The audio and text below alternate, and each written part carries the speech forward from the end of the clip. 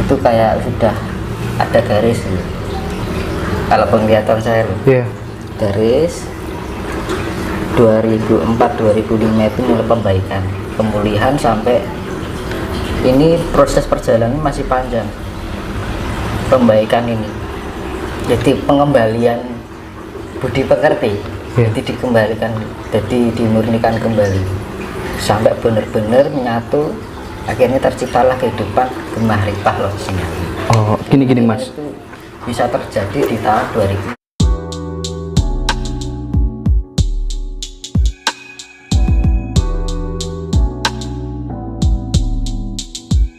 Tapi gini, dari perjalanannya sangat panjang itu, kalau di Jawa itu kan tokoh panutan sentralnya kan beliau panjenenganipun Kanjeng Sunan Kalijaga. Pernah nggak ditemui beliau lewat mimpi atau kemudian lewat kasunyatan gitu, wujud physically gitu, pernah nggak Mas? Kalau saya dulu waktu posisi di rumah saya, kakak saya di Nganjuk. Iya. Saya tuh nonton TV. Iya. Nonton TV waktu itu saya masih SMA kayak. SMA atau SMP.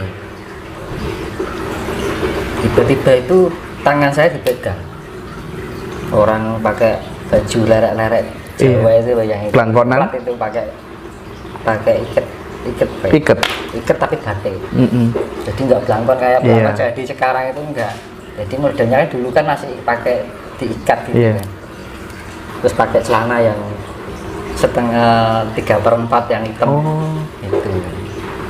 Terus saya dipegang, tapi mata saya melek. Tapi ketika dipegang saya nggak bisa gerak. Tapi sadar nih meripat nih, itu melek gitu kan. Biar cuman gitu aja. Dia yang saya pergi. Cuman gitu aja, cuman menyapa aja. Itu kasat, berarti panah mata itu benar-benar ya. Tapi yang paling dominan dari lelakunya Mas Tinus itu lebih dominan mengurangi makan atau mengurangi tidur? Kalau saya di normal-normal aja. Normal aja? Ya. Saya tuh nggak pernah nyiri apa, yang penting menikmati apa adanya gitu. Gitu ya? Jadi cuman hobi saya itu melek malam. Karena sudah menjadi keterbiasaan dari sejak kecil. Jadi kalau semalam itu misalkan kecapean gitu, pernah gak sengaja ketiduran pagi, rasanya kayak gelo, kalau sing kurang. Gitu ya Mas? Karena apa? Jadi kan nggak usah berguru kemana-mana, melek bengi, cuman bergurunya sama rokok sama kopi. Itu gurunya. Gimana maksudnya itu? Penting itu? Iya kan, otomatis kan orang rokok, kopi, pikirannya kan mesti kita mau nggak mau kan berbicara dengan diri sendiri. Oh iyalah, self talk itu ya. Itulah orang yang buat diri kita menjadi pintar itu adalah sering kali lah berbicara dengan diri kita sendiri. Iya Mas, sepakat saya kalau soal itu. Iya benar. Nggak, artinya gini Mas ya, saya ingin menekankan kepada semuanya Mas, karena sekarang ini mayoritas orang ketika ada masalah itu Mas, mentok, pusing dengan masalahnya, itu larinya mesti cari orang pintar. Sana didatangi. Karena kalau orang keyakinannya dia nggak dapat. Nah itu berarti sebenarnya bisa diselesaikan lewat dirinya sendiri. Iya. Jadi emang apa ya namanya? Zaman sekarang itu emang krisis pendidikan nilai. Jadi pendidikan nilai dalam arti gimana ya? Orang sekarang kan untuk lebih banyak ke eksternal daripada internal. Betul. Iya kan? Belajarnya keluar daripada ke dalam gitu. Ketika dapat terpaan itu kan otomatis internal juga kena. Nah, padahal internalnya kosong. Padahal sekolah itu belajarnya masuk ke dalam ya Mas. Nah itu yang menjadi konsep. Ini menjadi konsep penting. Konsep penting mana ketika besok ini kan akan ada perubahan apa namanya, peradaban. Ya, di peradaban baru itu nanti ada konsep, itu penglihatan saya sendiri ya. Iya.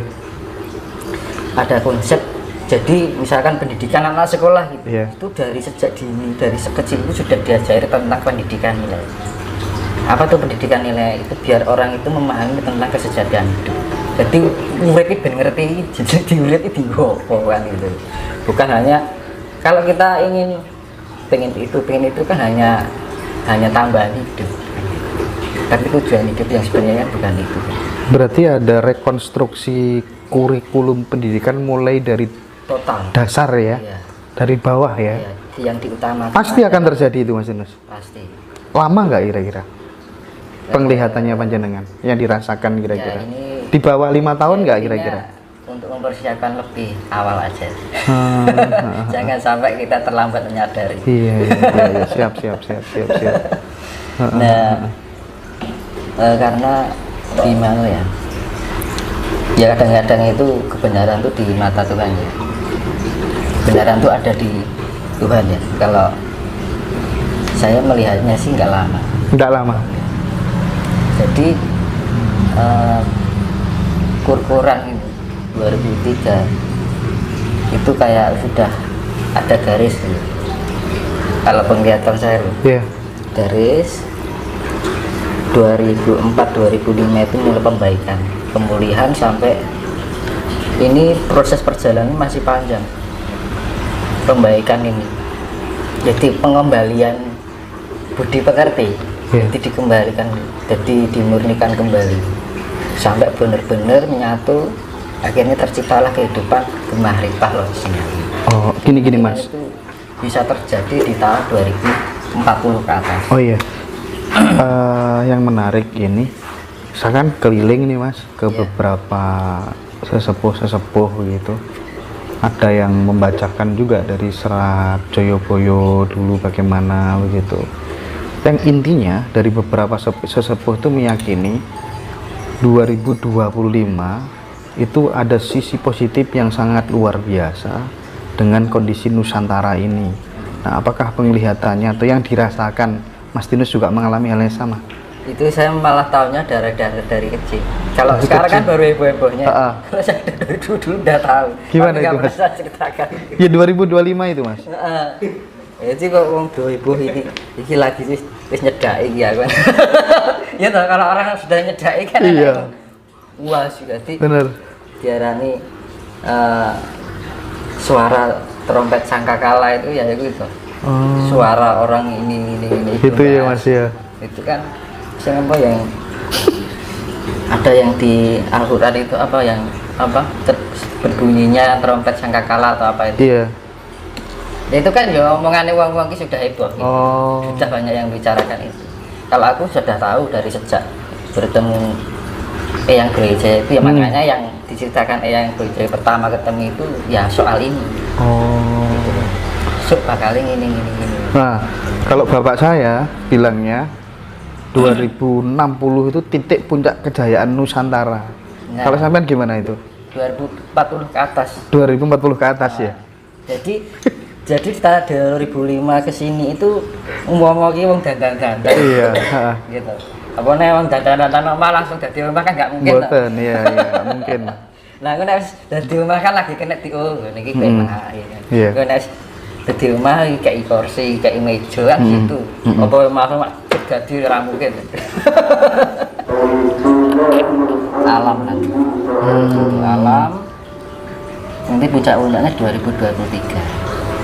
Jadi kayak saya lihat itu 2024 itu kayak ada garis gitu. 2018 Palu bencana, tsunami. Jadi itu. Jadi apa yang menjadi sing film yang lewat mulai jadi kenyataan. Jadi memang di luar prediksiku. Jadi memang itu kan Nabi Khidir itu kan penguasa laut. Iya, air. Samudra.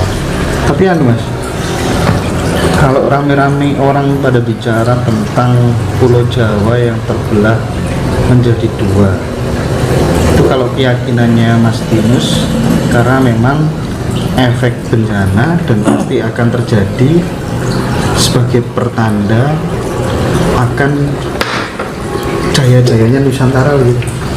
Iya. gonjang ganjing itu pambuka. Setiap ada pergantian zaman kan harus diakhiri bencana dahsyat. Itu pasti nggak mungkin dia. Itu untuk diarani cokro panggilingan seperti itu. Jadi kan banyak yang bicarakan, banyak pemahaman yang mungkin persepsinya beda-beda ya. Ini mungkin perselisihan antar keyakinan, keyakinannya menjadi terbelah. Kalau terbelah ya nggak separuh-separuh, hampir berapa persen yang terbelah kan gitu kan.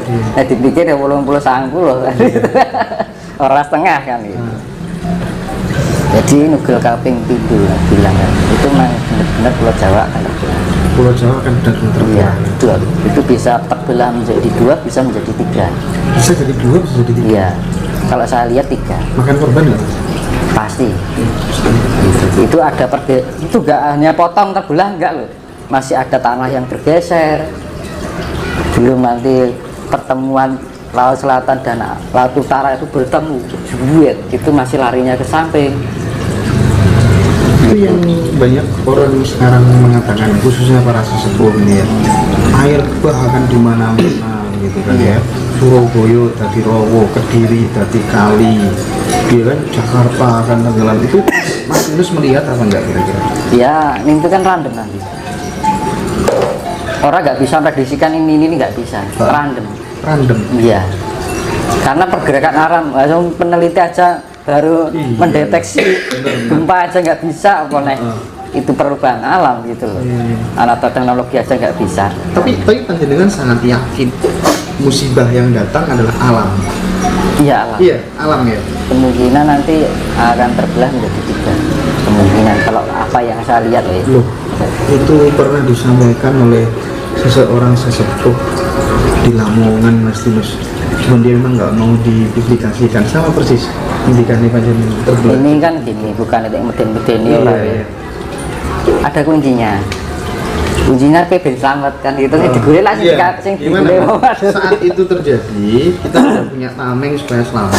Nah, gini, saya ibaratkan ya. Ini misalkan sepeda ontel. Ini ada catnya ya. Ini kan catnya warnanya pink. Ya. Ketika diri melewat jalan yang kotor, pasti ketempelan kotor ya. Kotoran ya. Perjalanannya kan dia penuh dengan kotoran ya. Roget. Nah, kita bersihkan yang apa namanya? Yang jatuh dari badan sepeda ini apa? Pasti kotorannya kan. Tapi catnya kan enggak. Catnya masih melekat di rangka sepeda. Itu artinya jadi cat karo rongkok lah jadi siji, nyawiji. Jadi kuncinya adalah kita menyatukan diri dengan alam. Menyatukan diri dengan alam. Rasional. Siap. Lah alam itu ya namanya pembersihan ya. Ngresiki barang reget. Ya sing ngerasa dadi sawiji karo alam ya katut gitu ya. Makanya kan yang membersihkan apa? Air laut kan sifatnya menetralisir. Nah, dinetralisir kan. Jadi bumi ini digoyang. Jadi intinya adalah orang-orang yang tidak berkontribusi atau tidak bisa bermanfaat buat alam, ya itu akan lunas ya Mas ya. Kuncinya nyawiji dengan alam. Iya. Jadi tapi caranya nyawiji yaitu tadi kita bisa menguasai cipta rasa jiwa kita diolah dengan meditasi, dengan yoga mikro ya. Jadi kita lebih melatih, meningkatkan intuisi kita, meningkatkan tingkat kesadaran kita. Apa toh gunanya meningkatkan tingkat kesadaran kita? Jadi ini diarani eling. Arep ngomong wae eling sih, sadar. Kayak enak sing eling iki. Arep diros elek, enak sing eling iki itu sadar diri. Rumangsani nek wong Jawa. Nah, dengan melatih itu terus kita mendekatkan diri dengan alam semesta, kita mencintai alam semesta bahkan seisinya. Wis to nek iso nglakoni wis selamat ya. Enggak perlu rapalan apa ya. Loh, sekarang gini itulah namanya hakikat. Iya kan? Apa nek wis pinter ngerapal selamat turun karuan nek hakikate ora iso nglakoni. Itu namanya hakikat budi pekerti. Jadi budi itu perbuatan, pekerti itu kan perbuatan, budi itu ya perbuatan baik. Kasih itu tadi kuncinya adalah kasih. Makanya kan di dalam ajaran Buddha, kenapa tidak makan hewan? Nah itu ada satu hal, sebenarnya makanan hewan sebenarnya ini menurut saya sendiri ya. Makanan hewan itu sebenarnya sesuatu jika dimakan tanpa diternak tidak habis, jika dipotong tidak akan mati. Apa? Jika semua manusia di bumi ini memakan hewan itu tanpa diternak tidak akan habis, dan jika dipotong tidak akan mati.